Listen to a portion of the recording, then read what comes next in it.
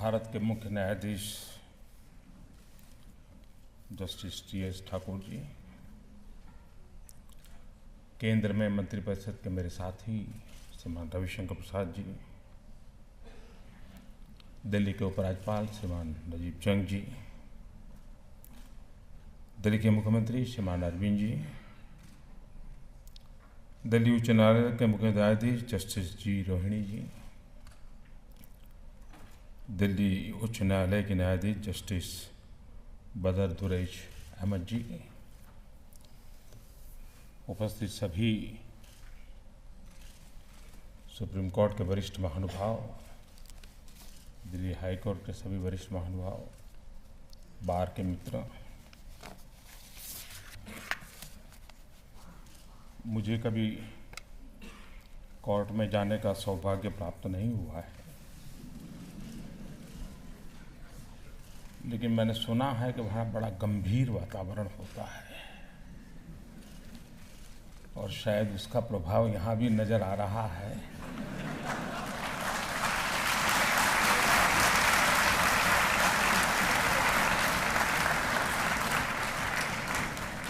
पचास साल का अवसर मना रहे हो, कुछ तो मुस्कुराइए।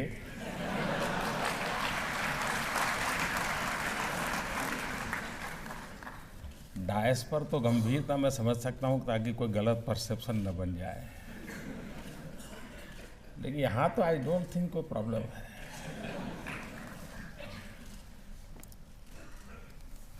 पचास साल की यात्रा, इस कार्य को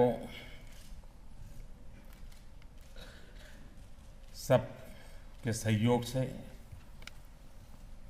यह मुकाम प्राप्त हुआ है। चाहे बाहर के मित्र हो, चाहे किसी जमाने में जो कंप्यूटर नहीं था, कोई बाहर बैठकर टाइपिंग करता होगा पैर के नीचे, या कोई डायस पर बैठ करके न्याय तोलता होगा, या हो सकता है किसी परिसर में लोगों को चाय भी पहुंचाने वाला कोई व्यक्ति होगा।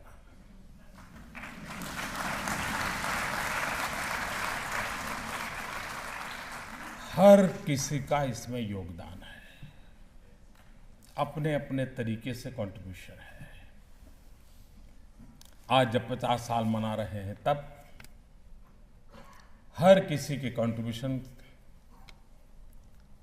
का हम सहर्ष स्वीकार करें, उनके प्रति अपनी कृतज्ञता का भाव अभिव्यक्त करें, और हर किसी ने अपने अपने तरीके से इस व्यवस्थाओं में कुछ न कुछ वैल्यू एडिशन किया होगा। हर एक का कोई न कोई सकारात्मक योगदान रहा होगा, और यही सकारात्मक कंट्रीब्यूशन का पुंज इंस्टीट्यूशंस की प्रतिष्ठा को बढ़ाता है, इंस्टीट्यूशन की अहमियत को बढ़ाता है, और दिनों दिन इंस्टीट्यूशंस की आवश्यकता अधिक महसूस होती है। मुझे विश्वास है कि भारत के संविधान के प्रकाश में देश के सामान्य नागरिकों की आशा आकांक्षाएं, उसको पूर्ण करने में जिस किसी के पास जो जिम्मेवारी है, उसको पूरा करने का भरसक प्रयास करना चाहिए। हर किसी ने करना चाहिए। आज 31 अक्टूबर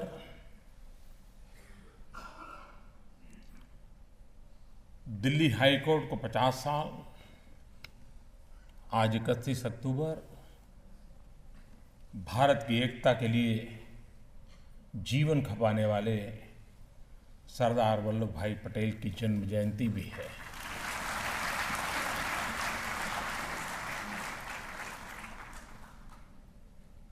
महात्मा गांधी के अनन्य सहयोगी के नाते जन सामान्य को अधिकार के लिए आंदोलित करना, एक बैरिस्टर के नाते जिंदगी गुजार सकते थे, वो भी शायद इस परिवेश में उत्तम से उत्तम कैरियर बना सकते थे। लेकिन देश की आवश्यकता के लिए बैरिस्टर के नाते जिंदगी गुजारने के बजाय देश के लिए अपना सब कुछ आहूत करने के लिए निकल पड़े। सरदार साहब की एक बहुत बड़ी सेवा जो आज भी देश याद करता है कि आज़ाद हिंदुस्तान की शासकीय व्यवस्था को भारतीयता का रूप देना, ऑल इंडिया सिविल सर्विस जैसी व्यवस्थाओं को विकसित करना, एक बहुत बड़ा उनका कंट्रीब्यूशन मैं मान सकता हूं। देश की एकता का तो था ही था। और हम देख रहे हैं कि भारत जैसे विविधताओं से भरे देश में ऑल इंडिया सिविल सर्विस की इस व्यवस्था के कारण किसी न किसी मात्रा में एक तंतु जुड़ा रहता है, एक सेतु बना रहता है। और डिस्ट्रिक्ट में बैठा हुआ अफसर भी, उसकी ट्रेनिंग ऐसी हुई है कि वो राष्ट्रीय परिवेश में चीजों को तोलता है, सोचता है और निर्णय प्रक्रिया में अपनी भूमिका अदा करता है। ऑल इंडिया सिविल सर्विस के सपनों को अलग अलग रूपों में देखा गया, धीरे धीरे उसमें इवॉल्व होते गई, कई व्यवस्थाएं खड़ी हुई। एक चर्चा का विषय रहा ऑल इंडिया जुडिशियल सर्विस का, विवादों में रहा है। लेकिन लोकतंत्र का ये मूलभूत पिंड है वाद और विवाद और संवाद। चर्चा होनी चाहिए, बहस होनी चाहिए। सरदार साहब ने जिस व्यवस्था को खड़ा किया था, जिसको आगे कई लोगों ने बढ़ाया था, यहां ऐसे ऐसे लोग बैठे हैं कि हो सकता है इस मंथन को, क्योंकि हम लोग इसमें कोई ज्यादा कंट्रीब्यूट नहीं कर सकते और नहीं हम करेंगे तो कोई लाभ होगा, लेकिन यहां जो लोग बैठे हैं वो काफी कुछ कंट्रीब्यूट कर सकते हैं। इस देश का दलित, पीड़ित, शोषित, वंचित, गरीब, उपेक्षित, समाज के एकदम से नीचे के तबके से आने वाला व्यक्ति, क्या उसको भी इस चेन में, इस व्यवस्था में आने का अवसर मिल सकता है क्या? क्या ऐसी कोई नई व्यवस्था बन सकती है क्या, जिसमें, क्योंकि अब पहले के जमाने में न्याय का क्षेत्र की सीमा का एक दायरा था, अब वो इतना विस्तृत हो चुका है और इतना ग्लोबल हो चुका है कि शायद पिछले 30 साल पहले किसी ने सोचा भी नहीं होगा। आज उसका दायरा बहुत बड़ा, न जाने कैसी कैसी समस्याएं अदालत के सामने खड़ी हो जाती हैं कि अदालत के लिए भी सवाल खड़ा हो जाएगा, अरे भाई ये कहां से विषय आया, क्या बैकग्राउंड है इसका, क्या पहलू है इसकी। जिस प्रकार से टेक्नोलॉजी ने दुनिया में अपनी जगह बना ली है, तो चुनौतियां बहुत बड़ी है। लेकिन चुनौतियों से भागना इंसान का स्वभाव नहीं होता है। चुनौतियों से रास्ते खोजना, कैपेबिलिटी बढ़ाना, अगर टेक्नोलॉजी की आवश्यकता है तो उसको जोड़ना। आज जब हम 50 साल एक व्यवस्था के मना रहे हैं, तब 50 साल के अनुभव के आधार पर हम आने वाले अपना रोड मैप कोई बना सकते हैं क्या? और मिलकर के बनाना पड़ेगा। कोई एक जगह से चीजें हो नहीं सकती है, लेकिन इस देश के पास सामर्थ्य है, बन सकते हैं रास्ते। ऐसा नहीं है कि नहीं बन सकते, रास्ते खोजे जा सकते हैं और खोजने का अविरत प्रयास भी चलते रहना चाहिए। किसी भी चीज के दरवाजे बंद नहीं किए जा सकते और तभी जाकर के बदलाव संभव होता है।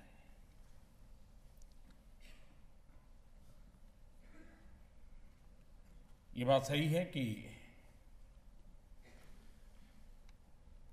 अदालतों में जो लोग बैठे हैं उन्हीं के प्रयासों से और उन्हीं के कंट्रीब्यूशन से अल्टरनेट मैकेनिज्म को जो बल मिला है, गरीब लोग वहां चले जाते हैं, उनको संतोष होता है कि चलो भाई मुझे न्याय मिल गया।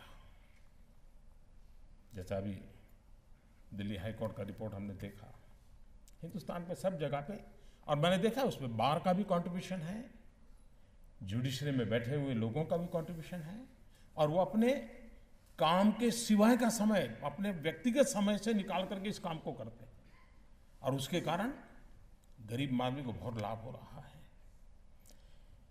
एक अवेयरनेस भी आई है, लेकिन अवेयरनेस को हमें और अधिक बढ़ाना पड़ेगा। सामान्य मानवी को शिक्षित करना होगा। हम जितना ज्यादा शिक्षित कर पाएंगे उतना लाभ होगा। ज्यादातर जुडिशरी का अधिकतम समय हम लोगों के पीछे जाता है, मतलब कि मोदी नहीं, सरकार सबसे बड़ा लिटिगेंट सरकार होती है। हर मसले पर सरकार भिड़ती रहती है। मैं कभी हमारे सरकार के लोगों को कहता हूं कि भाई, एक टीचर अपने हक के लिए गया कोर्ट में, उसको न्याय मिला, वो जीत गया। उसी प्रकार के 10,000 टीचर के मसले लटके पड़े हैं, उसको आधार बना के 10,000 को पूरा करो ना। अब जुडिशरी का बोझ क्यों बढ़ा रहे हो? लेकिन पता नहीं उनके दिमाग में अभी बन नहीं रहा उनको लगता है नहीं साहब, वो इंडिविजुअल मसला था और कानून के दायरे में उस इंडिविजुअल को मसले को हम किसी को फिट नहीं कर सकते। पता नहीं, मैं इन सारी बारीकियों को तो नहीं जानता हूं, लेकिन मैं समझा रहा हूं कि भाई हम इस बोझ को कम कैसे करें। दूसरा, मैंने देखा है शायद आज से 25-30 साल पहले राजनीति इतनी मीडिया ड्रिवन नहीं थी, और उसके कारण संसद में जो बहस होती थी, खास करके विधि निर्माण की, वे बहुत एक संविधान के प्रकाश में और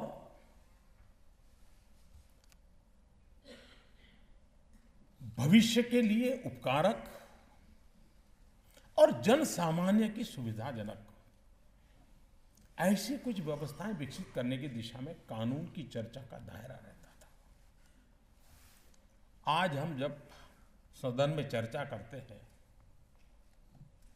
तो उसका रूप एक होता है, कौन सरकार लाई है उसके आधार पर तय होगा कि सामने वाला क्या कहेगा। अगर हम वहां बैठे तो हम वो बोलेंगे, हम यहां बैठे तो हम दूसरा बोलेंगे। ये हाल है हमारा। लेकिन जब स्टैंडिंग कमेटी में मसला जाता है तो, क्योंकि वो मीडिया में रिपोर्ट नहीं होता है, वहां सब मिलकर के तय करते हैं कि देखो भाई कैसे करें।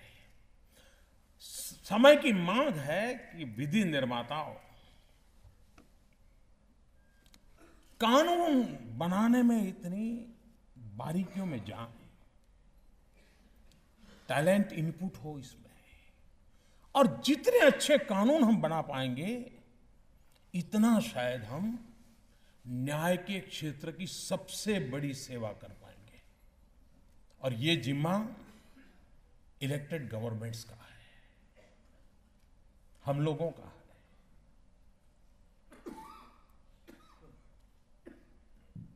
मैंने देखा है कि इन दिनों नेशनल लॉ यूनिवर्सिटीज में जो होनहार बच्चे पढ़ने के लिए आ रहे हैं, पहले मैं तो वो रूटीन कॉलेज में पढ़ते थे और बाद में लॉ करने जाते थे, इन दिनों इसको एक प्रोफेशन के रूप में स्वीकार करते हैं। इसलिए देखा जा रहा है कि बहुत ही टैलेंटेड यूथ आज इन यूनिवर्सिटी से निकल रहा है।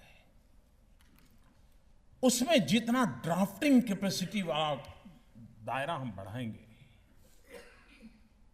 और ड्राफ्टिंग के लेवल पर ही हमें अगर अच्छा इनपुट मिलेगा और हम अच्छे कानून बना पाएंगे, कानून में बदलाव लाना है तो भी उस दायरे में बनाएंगे, तो डिस्क्रिमिनेशन का या इंटरप्रिटेशन का स्कोप नैरो होता जाएगा। जीरो करना तो मुश्किल है, लेकिन नैरो होता जाएगा। और जब इंटरप्रिटेशन और डिस्क्रिमिनेशन का दायरा नैरो हो जाता है, तब अपने आप ब्लैक एंड व्हाइट पढ़ करके कोई तय कर सकता है, जी हाँ ये मेरे हक का है, मुझे मिल के रहेगा। दुविधा नहीं होती है। लेकिन ये कमी आज हम महसूस कर रहे हैं, इसको पूरा करना होगा, हम सबको मिलकर करना होगा। अगर इसको हम कर पाएंगे तो देश की सेवा ज़्यादा अच्छी कर पाएंगे। मैं इस गोल्डन जुबिली अवसर पर दिल्ली बार के उन सभी महानुभावों को अभिनंदन करता हूं जिन्होंने इसमें कंट्रीब्यूट किया है।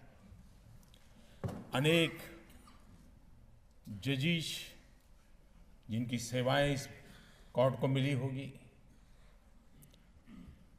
उनको भी अभिनंदन करता हूं। और भारत की न्याय व्यवस्था सदियों से उसका एक श्रद्धा का स्थान रहा है। हजारों साल से हम सुनते आए हैं, शास्त्रों में पढ़ते आए हैं। एक श्रद्धा की जगह है ये।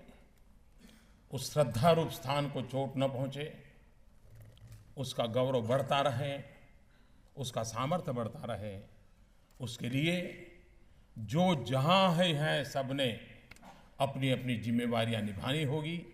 सरकार में बैठे हुए लोगों ने विशेष निभानी होगी। और मुझे विश्वास है कि ये दिन हम करते रहेंगे, परिणाम लाते रहेंगे। बहुत बहुत धन्यवाद।